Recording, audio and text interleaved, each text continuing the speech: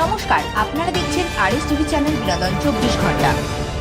RS TV লাইভের সকল দর্শক বন্ধুদের স্বাগত জানিয়ে আজ আমরা কামাখ্যা মন্দিরের বিশেষ অনুষ্ঠান অম্বুবাচী সম্পর্কে আলোচনা করব।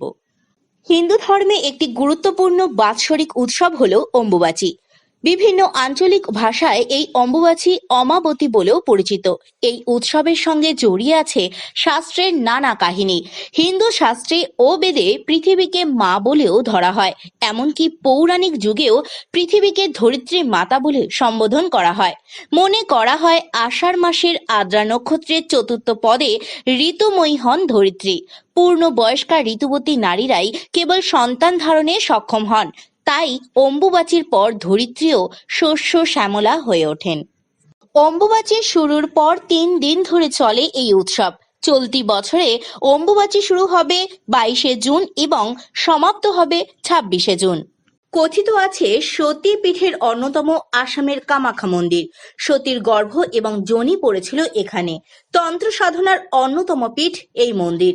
প্রতি বছর অম্বুবাচীর 3 দিন কামাখ্যা মন্দিরে বিশেষ মহা উৎসব এবং মহামেলার আয়োজন হয়ে থাকে। যদিও গত 2 বছর করোনা অতি মহামারীর জন্য বন্ধ ছিল এই মহা উৎসব। এই সময় কামাখ্যা মন্দির বন্ধ থাকার রীতি প্রচলিত আছে। তবে চতুর্থ দিন সর্বসাধারণের ভক্তকুলের জন্য মন্দিরের দ্বার খুলে দেওয়া হয়।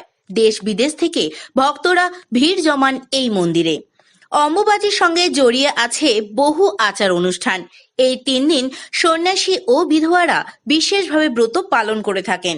শুভ কাজ ও এই সময় কয়েকদিন নিষিদ্ধ থাকে। শুধু তাই নয়, অম্বুবাচী চলাকালীন কৃষি কাজও বন্ধ রাখা হয়।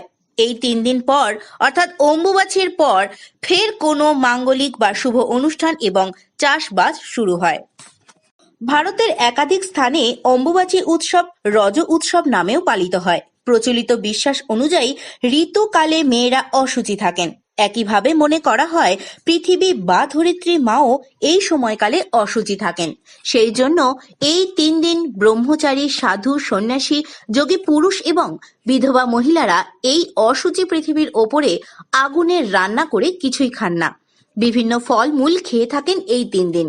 এখনো বিভিন্ন পরিবারে বয়স্ক বিধবা মহিলারা এই 3 দিন ধরে অম্বুবাচী উপলক্ষে ব্রত পালন করে থাকেন। ওই 3 দিন পর জামা কাপড় বিছানাপত্র ধুয়ে নিজেরা সাবান শ্যাম্পু দিয়ে স্নান করে তারপরে সবকিছুতে হাত দেন।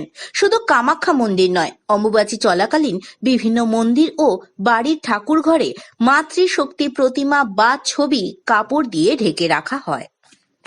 এই বিষয়ে আরো বিশদ বিবরণ জানতে ও কামাখ্যা মন্দিরে অম্বুবাচী চলাকালীন পুজো পাঠ দিতে সত্বর যোগাযোগ করুন কামাখ্যা সিদ্ধ হস্তরেখাবিদ ডক্টর রাজা শাস্ত্রীর সাথে। ফোন নাম্বার হলো 8337879366 7031136991 8337879367 এবং 9007969672 নাম্বারে।